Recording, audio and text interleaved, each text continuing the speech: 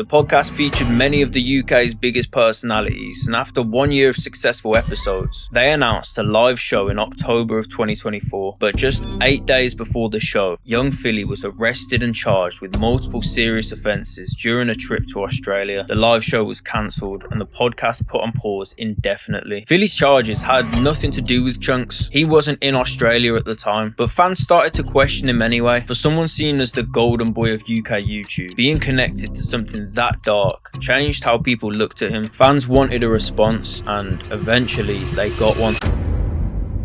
The unexpected fall of Chunkz. We got one from Nolid. Shout out to Nolid. Has amazing content, so I definitely recommend everyone should go and subscribe. Also, the link will be down in the description, right? Always have to credit the creator. But let's see what he has to say, man. Chunkz is one of them guys that if you don't like, it just means that you're bad vibes. Just a fan who made his dreams come true, becoming one of the most mainstream YouTubers in the UK. But that mainstream attention led to, in his words, his demise. Because when Chunkz' name is typed into Twitter now, it's much easier to find something negative than positive. Each year that goes on, it feels like more fans are turning their back on him. So how did one of the UK's most beloved creators end up becoming one of the most criticised? Chunkz grew up in... And to be honest, it really surprises me that Chunkz gets that much hate, you know, because from everything I've seen and from everything I've heard from people that know him and things like that, this guy is actually, he's people, you know what I mean? Like, generally has a clean heart. He generally loves to do this content thing. And in reality, I know the other day he said something about, for example, if his child was to leave Islam, then obviously he will disown the child. But at the same time, if people have certain views and beliefs, you can't necessarily be judging them, especially with the fact that, number one, he doesn't have kids, so his opinion will most likely change by the time he has kids. And outside of that, if that's fervently his belief, bearing in mind, he said straight after that how he will accept the kid back as soon as they're basically ready for it. Now, I know some people might agree, some people might disagree. It is what it is, but it's his opinion.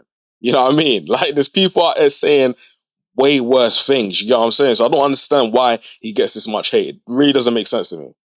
Northwest London, in a Somali family. When he was a teenager, YouTube was the thing. Bro, what? Chunkz looks completely different. Bro lost weight. God damn. Sorry, bro.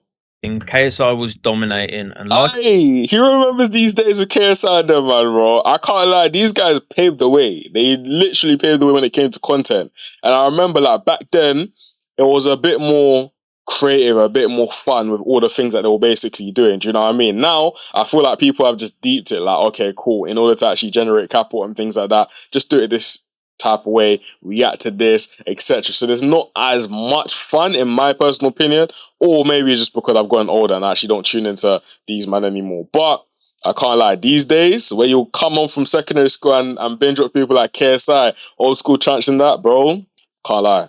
A lot of kids. Chunkz thought, I can do that. Through a lot of consistency and sacrifices, Chunkz grew to become one of the UK's fastest growing creators, and by 2017 he was already collaborating with the creators he used to idolize. I can't believe Chunkz used to look like this, bro. I actually forgot. Like, big up to him, bro. He actually lost weight, did his thing. Wow, man. Damn.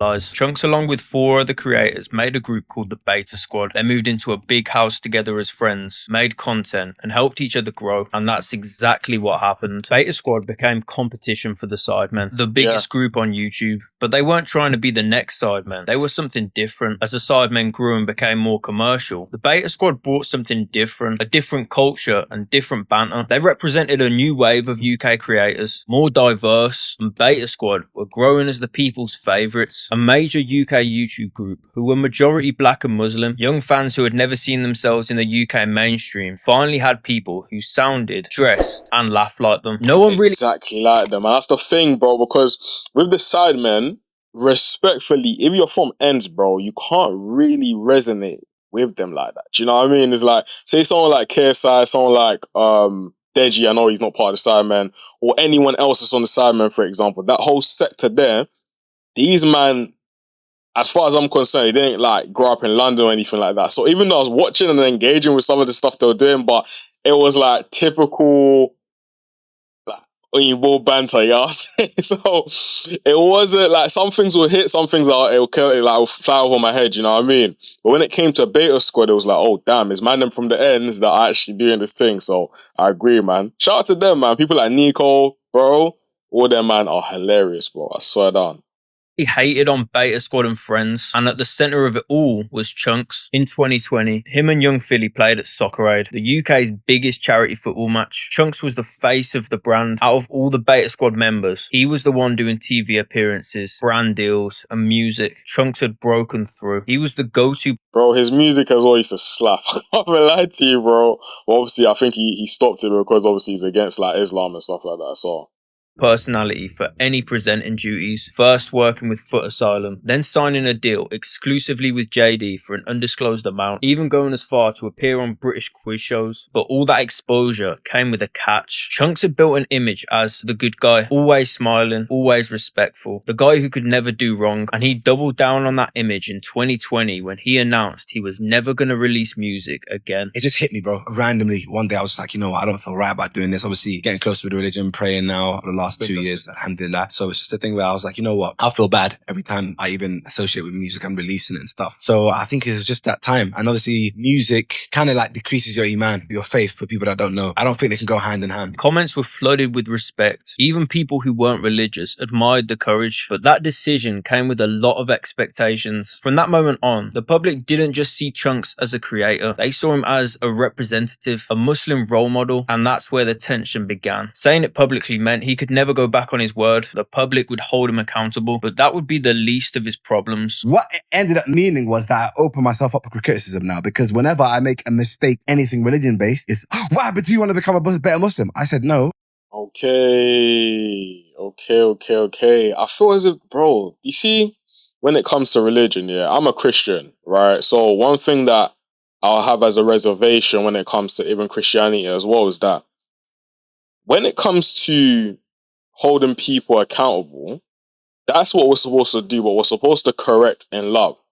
I feel as if though what tends to happen, I'm not too sure with obviously Islam and that, because I have Muslim friends and stuff like that, but I'm not too into it, you know what I mean? Obviously I'm Christian, right? But what I've deeped is that it's almost as if though people will hold you accountable, but for the sake of judging you and basically to make themselves feel better as, oh, I'm a better Christian, or I'm a better Muslim, I'm a better person, because I'm not doing these said things that you're doing, when in reality, everyone is out here sinning, bro. Do you know what I mean? I don't want to make it a religious debate and things like that.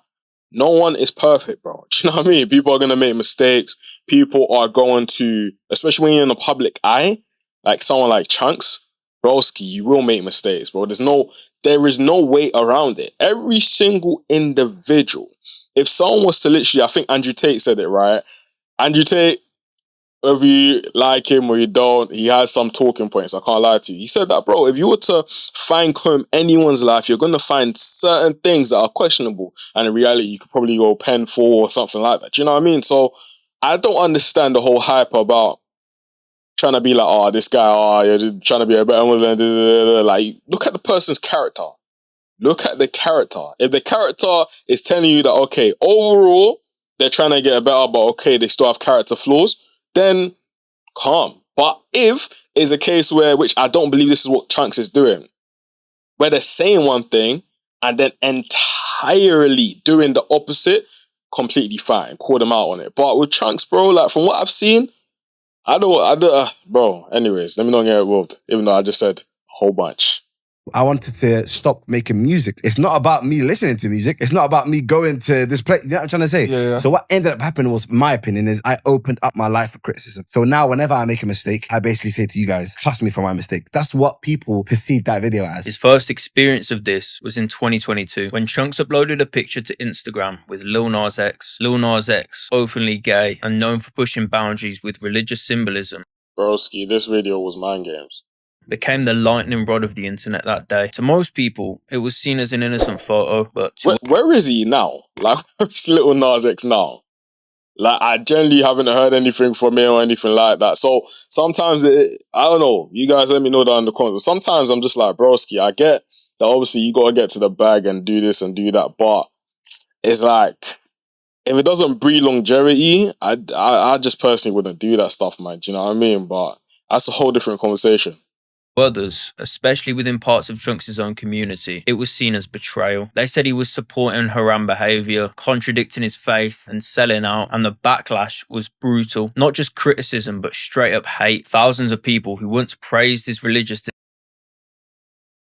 decision were now tearing him down, and for the first time, Chunkz went silent and took a break from social media completely. That silence spoke louder than anything, because the truth was, he couldn't win. If he defended himself, he'd alienate part of his faith community. If he apologized, he'd look insincere. If he ignored it, the noise would only grow louder. For the first time, the guy known for laughter and good vibes was stuck in the middle of something. The balance between That is so dark, man. That's the reason why, again, back to someone like Andrew Tate, for example, right?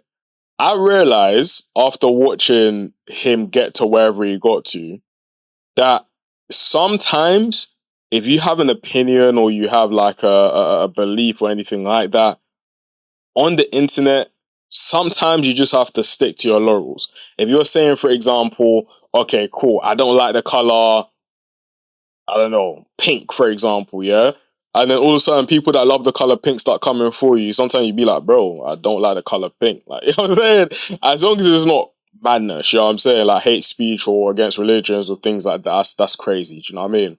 But overall, sometimes you just have to stick to it and be the bad guy to certain people, because if not, people won't let you like breathe on this internet thing. It's actually ridiculous. And the more you put yourself out there, I understand why people don't really put themselves out there when it comes to socials and when it comes to social media, because even myself is just like, damn, man's putting myself out there and putting my opinions and that and overall it's benefiting, man, because of the relationships I'm able to grow and stuff like that. But at the same time, I'm opening myself up for criticism. Who knows? Hopefully not, God willing, but who knows, in a couple years, when things change again, which it does, right? Someone might come back to one of these videos and be like, oh, Okiki, I thought you said this, I thought you said that, blah, blah, blah. Broski, people change, man. People change, bro. It's similar to, for example, the thing going on with the whole Twitter thing. You know when people get cancelled, yeah? Sometimes I can't lie, it's justified. It is justified. But there's other times where it's like, broski, back then, let's say 2010, 2012 times, Twitter was a free-for-all, bro. The internet was a free-for-all because no one was in their feelings about nothing. Like, you could have this certain belief or something like that, etc., and someone could attack it through like maybe comedy or just literally outrightly attack it, who knows, whatever, yeah? But you wouldn't actually care too much because you're just thinking, okay, this guy's a madman. Let me move on to the next person. Do you know what I mean? Kind of vibe. But now we're in our feelings about everything. Everything. And I genuinely believe that's going to start leading towards the destruction of like society just in general, because now people can't even have conversations, bro. It's like I was watching a clip the other day, yeah, and a girl was saying, I don't think I liked it or anything like that, but I found it funny. A girl was saying that a lot of girls, they don't have other female friends because it will be a case where, let's say, for example, 99% she loves the girl, etc. Then all of a sudden, she goes on the girl's repost and then she reposts something that doesn't go against, you know, her beliefs. Maybe it's to do with like politics or sex or anything like that. All of a sudden, she's blocking that girl straight away. Do you know what I mean? And even though, for me, I find it funny the way that she delivered it, innit? But even though I found it funny, it's mad true. And outside, obviously, just girls, the same thing with the man them as well. It's like, no one can understand that, bro. No one in this world is going to be 100% in agreement with you because there's no two humans that are the same. Do you know what I mean? But ridiculous anyways, man. faith and fame. When he returned, the jokes were still there, but you could tell he knew things were different now. Being mainstream, everything he said or did would be analysed. Beta Squad was still dominant UK creators, and Chunkz branched out even more, this time into podcasting. The Chunkz and Philly show launched in October 2023. That was a good show, man. That was a good show. Young Philly, man. The thing going on with him right now, again, we don't necessarily know the conclusion in it, so I can't necessarily comment or say wagwan, etc. But when these men were in their prime, I can't lie, very, very, very good content. Very good content. And with Young Philly, I see right now he's going for it, you know what I mean? He's really going for it. So if he's guilty, then obviously he's guilty. You know what I mean? You have to serve time. But if he's not, and he lost all of his brand deals and lost an audience and lost time away from family and that, techie, bro. Very, very techie. And that's the scary thing about this whole, being in the public light and also the world that we're living in right now. Of course, if someone's guilty, naturally they deserve everything that's coming to them. But if they're not, and they got the book thrown at them, woof, techie, bro.